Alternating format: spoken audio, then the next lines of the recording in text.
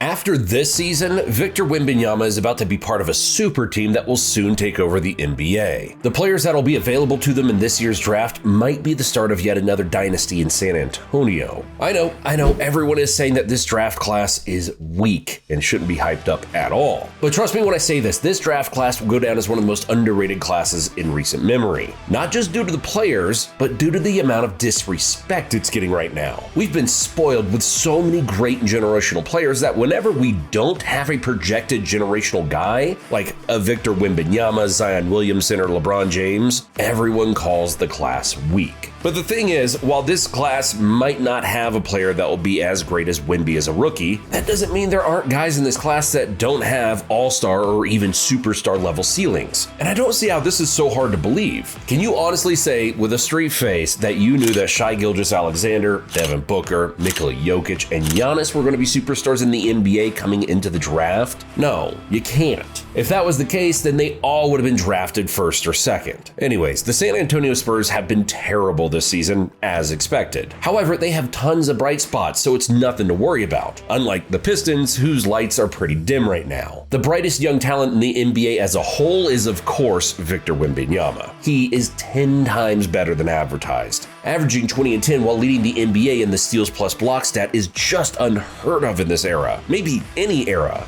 And side note, I think it's time that we finally retire the whole "this player is too skinny and will get bullied in the NBA" narrative for top prospects. Chet Holmgren and Evan Mobley were some of the latest victims of this narrative, and they responded by being some of the greatest rookie rim protectors ever, especially Evan Mobley. And now that I think about it, people said the same thing about Kristaps Porzingis, and although he isn't a superstar, he's still an all-star level center who is just as unique as Victor Wembanyama in a few ways. When Victor was drafted, everyone, and I mean everyone, was saying things like Giannis and Joel Embiid are going to bully him. And well, nobody has bullied Victor at all. In fact, it's the other way around. He's not only one of the best defenders in the NBA already, but at this rate, he's going to be a top 10 or top 5 defensive rookie ever. So yeah, not one player in the NBA has bullied him. In fact, he's bullying the NBA. I hear many analysts questioning what attribute of his is the best, and it's definitely defense. The fact that he's this dominant defensively as a 20-year-old is so scary. And honestly,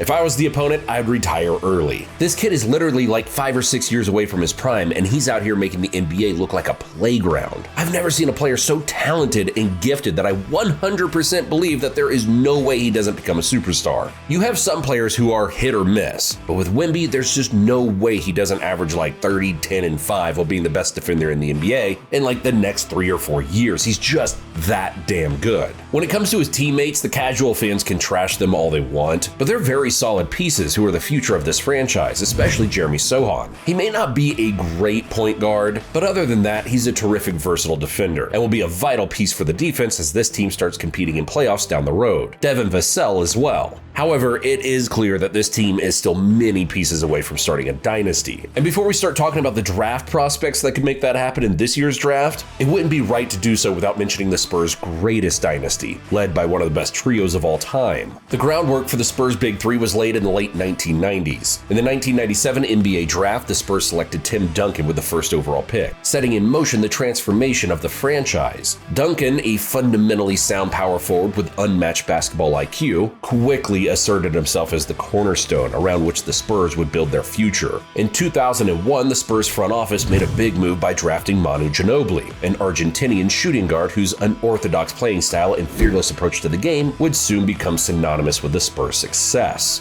A year later, in the 2001 NBA draft, the Spurs struck gold again, selecting French point guard Tony Parker with the 28th overall pick. Little did anyone know that these three players would go on to form a bond that would redefine the Spurs and shape the course of NBA history. As Duncan, Parker, and Ginobili took the court together, the basketball world witnessed the seamless chemistry that would become the key of the Spurs' Big Three and would be admired by all basketball fans. Greg Popovich, the mastermind behind the Spurs' sustained success, orchestrated a system that maximized the strengths of each player. Tim Duncan, often hailed as the greatest power forward in NBA history, embodied the Spurs' commitment to excellence. His cold demeanor and fundamental focus made him the foundation of the team. Duncan's leadership, defensive defensive ability and versatile offensive game created an environment for stability for the Spurs. Tony Parker, with his lightning-quick speed and the ability to slip through defenses without any problem, became the Spurs quarterback on the court. As the point guard, Parker orchestrated the Spurs offense with precision. His ability to penetrate, finish at the rim, and distribute the ball made him a nightmare for opposing defenses. Manu Ginobili, the crafty left-handed shooting guard, brought an element of unpredictability to the Spurs offense. Known for his Euro step, flashiness, and clutch performances, Ginobili's unselfish play and rugged yet perfect play style made him a fan favorite and a linchpin in the Spurs' success. The Spurs' Big Three ushered in an era of sustained excellence that included multiple NBA championships. In 2003, they captured their second NBA title, and the trio's impact on the court was undeniable. Duncan's Finals MVP performance, complemented by Parker's emerging stardom, and Ginobili's clutch plays put them in a league of their own. In 2005 and 2007, the Spurs once again stood atop the NBA mountain, securing consecutive championships. The Big Three's ability to elevate their games in crucial moments, their unselfish play, and their commitment to team success set them apart in an era that saw superstars dominating headlines. As the years progressed, the Spurs' Big Three adapted to changing dynamics. Duncan's role evolved from dominant scorer to defensive anchor. Parker embraced the role of the team's primary playmaker, and Ginobili continued to dazzle with his scoring and playmaking off the bench. Their ability to adjust and complement each other's games showcased a basketball intelligence rarely seen in a trio of such caliber. The Spurs' Big Three not only redefined the narrative around small market teams, but also emphasized the importance of continuity, selflessness, and adaptability in achieving sustained success. As the trio's careers gradually wound down, the Spurs dynasty remained written in stone forever. The impact of Duncan, Parker, and Ginobili transcended statistics and accolades. It was the culture that made the Spurs the Spurs. Everything was handled the right way. No scandals or anything that made the organization look bad.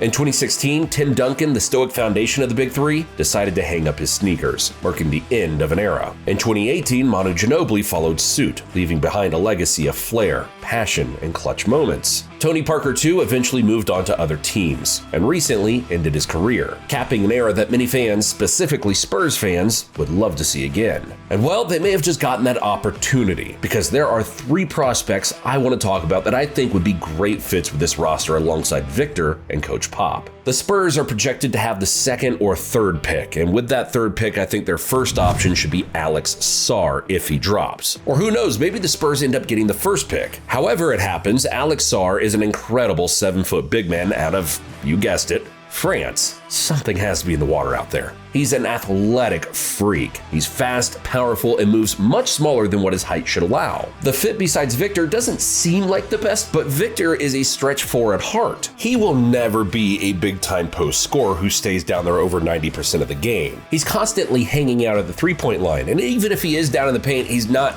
deep down there. He loves the mid-range area where he can just rise up over anyone. Alex Sarr could play the 5 and focus on protecting the rim. It could work shockingly similar to Brook Lopez and Giannis. Sarr could be under the rim, and Victor would be their help side to swat away any shots in his vicinity. This two-man defense would make the Spurs defense much, much better than they are now. They would have the paint on lock. Not to mention that Sarr has the mobility to move on the perimeter as well. Offensively, Sarr isn't a big-time scorer, but he doesn't need to be. He's a lob threat, and like most European players, he has a great feel for the game, making him a good passer and decision-maker. But the most likely selection for the Spurs would have to be Matas Buzelis, the 6'10" wing who's been great for a bad G League Ignite squad. He reminds me of a Franz Wagner type of player. He can do literally everything on the court, and comparing him to Franz isn't a knock. For those who don't watch the Magic, he's averaging over 20 points per game, just to let you know. Matas is a good passer, ball handler, off-ball scorer, and most importantly, a good defensive player who's excellent off the ball and at grabbing defensive rebounds. He can more than hold his own on the ball as well, making him the perfect all-around guy to have in San Antonio. The third guy I would love to see with Victor is Rob Dillingham out of Kentucky. This kid is an absolute bucket. Just watch one game from him and you'll see what I'm talking about. The way he's able to easily get by elite college defenders in like 3 or 4 dribbles is unreal. The change of direction and overall ball handling skills is off the charts. He's still going to need to improve as a passer and defender, but someone with his scoring upside is something I wouldn't take lightly. I could see him becoming like a Tyler Hero type of player, if not better. And a couple of honorable mentions who I'd love to see next next to Wemby is Cody Williams out of Colorado. He's a 6'9" point forward who plays good defense. In fact, he could be the steal of the entire draft. Another player is Reed Shepherd, someone else who I think could be the steal, or at least one of the biggest steals in the draft. He's a phenomenal player whose draft stock has risen higher and higher since he started his freshman campaign at Kentucky. His ability to get buckets effortlessly is one thing, but he's also one of the best defenders in all of college basketball. His on-ball defense and active hands are some of the best you'll see at the college level. But what do you think? What player do you think would best fit with the Spurs and turn them into a dynasty yet again? Let me know in the comments down below, and thanks for watching. I'll see you in the next one.